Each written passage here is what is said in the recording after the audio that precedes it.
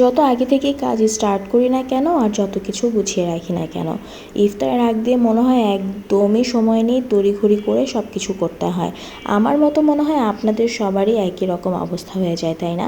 ইফতারের আগ দিয়ে একদম তাড়াহুড়া করে সব কিছু গুছাতে হয় আর দৌড়ের উপরে সব কাজ করতে হয়। বাট যত যাই হোক, রোজার মাসটা কিন্তু অন্যরকম একটা শান্তি আর অন্যরকম একটা ভালো লাগা কাজ করে। আর প্রতিদিনের মতোই আমি এখানে প্লেট গ্লাস সব নামিয়ে রাখছিলাম ইফতারের আগ দিয়ে, যাতে করে ইফতারটা ভাজা হয়ে গেলে আমি তাড়াতাড়ি করে সব গুছিয়ে নিতে পারি। জান বাচ্চা ওর বাবাকে বোতল বের করে দিচ্ছিল, কারণ গ্যান্ডারির রস নিয়ে আসবে। আর যেদিন থেকে গ্যান্ডারির রসটা খাওয়া স্টার্ট করেছি রোজার মধ্যে, আমার তো বেশ ভালো লেগেছে, তাই এভরিডে গ্যান্ডারির রসটা খাওয়া ট্রাই করি। সো জান্নাতের বাবা যাচ্ছিল আর জান বাচ্চা বলছিল যে দাঁড়াও বাবা, আমি বোতলটা বের করে দিচ্ছি। ওদিক দিয়ে কিন্তু আমার সব কিছু এক এক করে ভাজাও হয়ে যাচ্ছে। এখানে পেঁয়াজও ভাজা হয়ে গেছে, এখানে আলুর চপ আছে, আর সেই সাথে ডিম চপ, বেগুনি সবই এক এক করে ভেজে নিচ্ছিলাম। আর ওই যে বললাম না, ইফতারের যত আগেই সব কিছু গুছিয়ে রাখি না কেন, ইফতারের সময় কিন্তু দৌড়ের উপরে থাকতে হয়। তো এখানে কিন্তু এক এক করে টেবিলটা গুছিয়ে নিয়েছি। আগে রান্না করা হালিম ছিল, যেটা গরম করে নিয়েছি, সেই সাথে পেঁয়াজু, বেগুনি, সাথে আবার একটু আলুর চপ করেছিলাম, যেটা আজকে বেসন দিয়ে করিনি, বিস্কিটের গুঁড়া দিয়ে করেছি। আর ডিম চপ তো রাখতেই হয়, কারণ জান বাচ্চা ডিম চপ ছাড়া অন্য কোনো কিছু খায় না ইফতারে।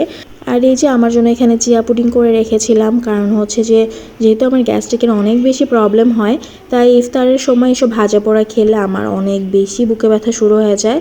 আর এখানে গ্যান্ডারির রস আছে, দেন গুড়ের শরবত আছে, ট্যাং আছে। আসলে ইফতারের সময় যত বেশি পানীয় খাওয়া যায় ততটাই ভালো আমাদের শরীরের জন্য, কারণ আমরা রোজা রাখার কারণে কিন্তু সারাদিন আমরা পানিটা খাই না, সেই জন্য কিন্তু পানির ঘাটতি চলে আসে আমাদের শরীরে। তাই যত বেশি পানি খাওয়া যায় ততই ভালো। এর জন্য কিন্তু আমি 2 থেকে 3 ধরনের ড্রিঙ্কস সবসময় রাখি। পানি তো থাকেই, তার সাথে মিনিমাম 2টা ড্রিঙ্কস রাখা ট্রাই করি। ইফতারের টাইম হয়ে গেছে, তো এই যে আমি চিয়া পুডিংও খেয়ে নিয়েছি। আর চিয়া পুডিংটা কিন্তু এভাবে খেতে ভালোই লাগে, খারাপ না। অনেকেই খেতে পারে না, বাট আমার কাছে ভালো লাগে। আর আলুর চপটাও কিন্তু অনেক মজা লেগেছে, বিস্কিটের গুঁড়া দিয়ে আলুর চপটা আমি প্রায় সময় খাই, এটা আমার কাছে অনেক ভালো লাগে। তো ইফতারের পর আবার সব কিছু ধুয়ে টুয়ে এক এক করে গুছিয়ে রাখছিলাম।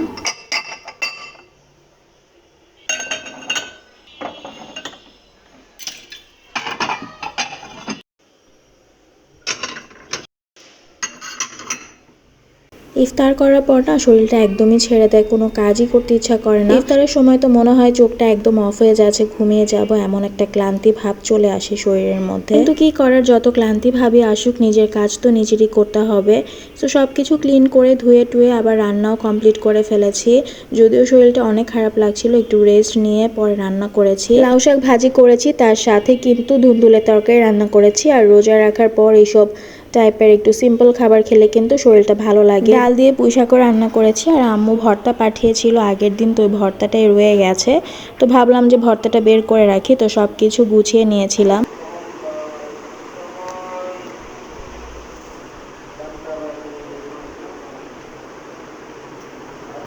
সেহরি করার টাইম হয়ে গেছে, তো উঠে পড়েছি আর এখন সেহরিটা করে নিচ্ছিলাম। এরকম ভর্তা দিয়ে ভাত খেতে কার কার ভালো লাগে বলেন তো? আমার তো অনেক মজা লাগে। আর এই ডালের যে পেঁয়াজুটা করেছিলাম, ওই পেঁয়াজুটা রয়ে গেলে না এরকম ভাত দিয়ে খেতে কিন্তু মজাই লাগে, কারণ পেঁয়াজুটা আসলে বড়ার মতোই। তো বড়া দিয়ে তো আমরা ভাত খাই, এর জন্য পেঁয়াজুটা থাকলে আমি ভাত দিয়ে খেয়ে ফেলি, আমার কাছে তো বেশ ভালো লাগে। একটার পর একটা রোজা কিন্তু চলে যাচ্ছে আলহামদুলিল্লাহ। আজকে সেহরি করব নেক্সট একটা রোজার জন্য।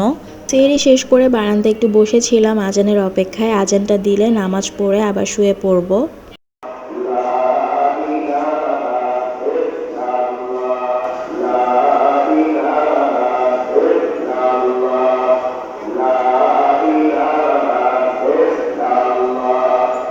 আলহামদুলিল্লাহ, আরেকটা রোজা রাখার জন্য সেহরি করে ফেললাম, সে সাথে নামাজটাও শেষ করে ফেললাম।